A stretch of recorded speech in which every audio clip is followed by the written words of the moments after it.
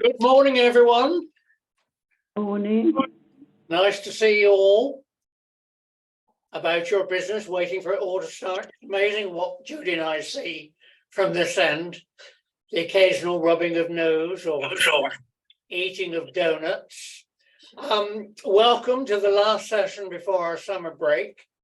I'll talk to you a little more about what comes up in the autumn before we go our separate ways. So if you excuse me a minute, I'll get Judy sat in the right chair.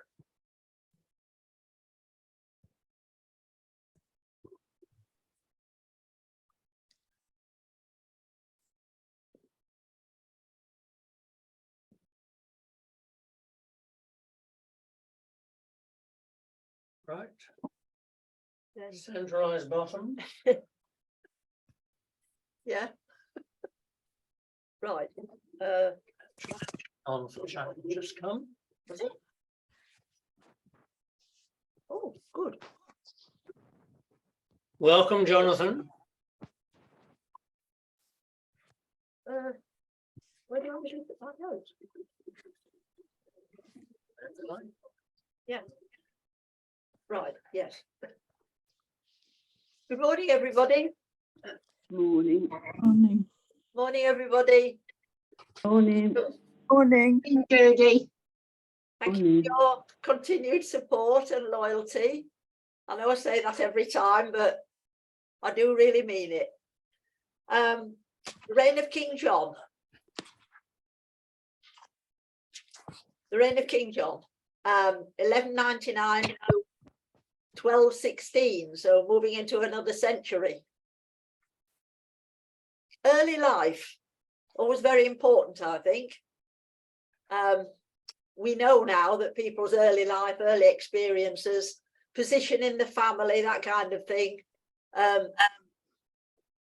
crucial when it comes to understanding somebody's personality, somebody's character. Often their opinions about things and their actions sometimes seem inexplicable, and then we find out that there was some sort of youthful trauma or something happened when they were children that has made them have certain attitudes, certain biases and opinions, and that was very true in the past just as it's true today. But historians didn't used to bother about that. They didn't bother about people's early lives very much. They didn't understand the significance of that because they didn't really understand psychology. Some people think we've gone a bit over the top when it comes to psychology and working out why people behave in the way they do.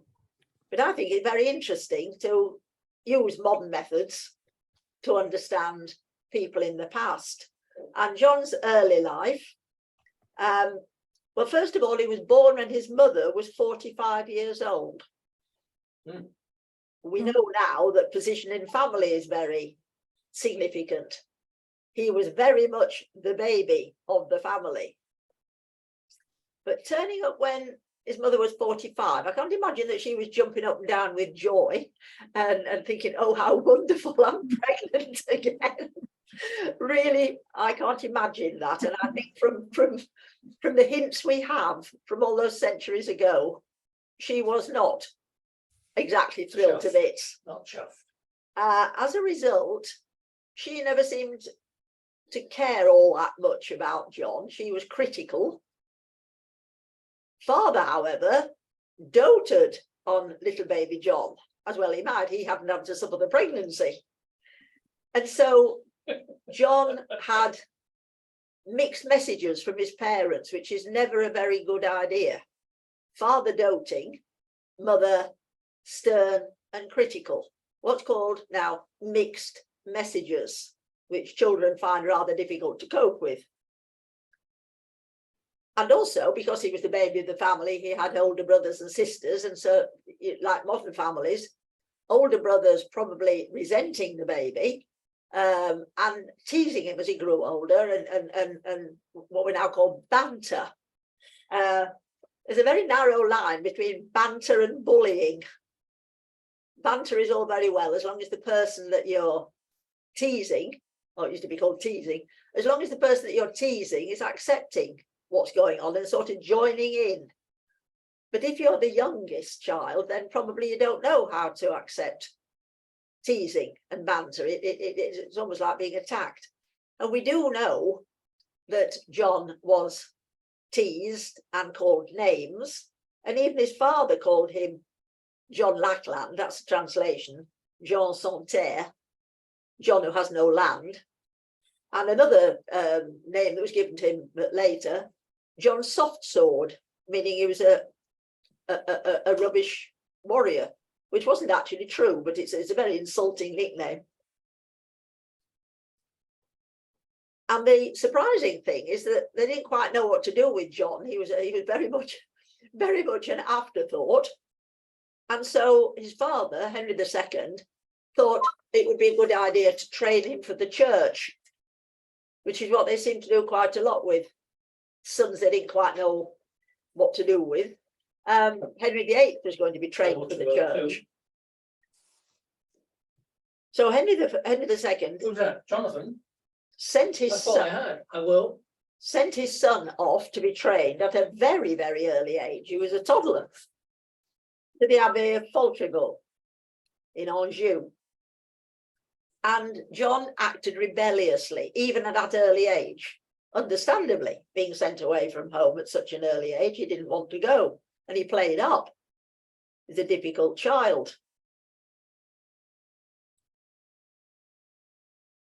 He didn't really seem to have any say in anything, and that's significant. He didn't have any what's now called agency, the new posh word, agency. He didn't have any rights. He didn't have the right to sort of say, I don't want to go and live a long way away from home, or perhaps mummy and daddy don't love me anymore, which children often believe when decisions are made and they don't have any say in the matter. That didn't work very well at all, sending him away to be trained for the church. It was an excellent education, but he was unhappy. They then arranged a marriage, which was standard in those days.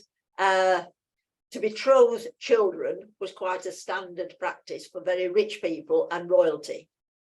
If there was a good catch available, then you had to, it was a contract.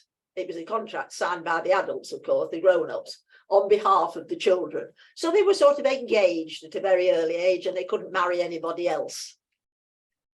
It was kind of putting your stamp of ownership on them so that later the marriage would take place when they were of age. They married, they did marry, but the marriage was childless. And John, as a child and as a teenager, a young man, had a wayward, ill-disciplined and self-centered personality. There's no doubt about that. The first apparent sign of this, or evidence of this, was when his father, feeling sorry for him that he had no land, sent him to Ireland, governor of Ireland, to see how he would get on, and then possibly give him more land if he proved to be sort of won his spurs in Ireland. Well, quite the opposite. He behaved very badly in Ireland.